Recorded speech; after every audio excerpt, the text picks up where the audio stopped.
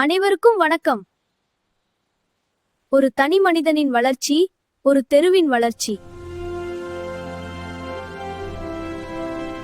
ஒரு தெருவின் வளர்ச்சி, ஒரு ஊரின் வளர்ச்சி. ஒரு ஊரின் வளர்ச்சி, ஒரு மாவட்டத்தின் வளர்ச்சி. ஒரு மாவட்டத்தின் வளர்ச்சி, ஒரு மாநிலத்தின் வளர்ச்சி. ஒரு மாநிலத்தின் வளர்ச்சி, ஒரு நாட்டின் வளர்ச்சி. நான் இதை இப்போ சொல்ல காரணம், நாளை ஒரு முக்கியமான நாள்.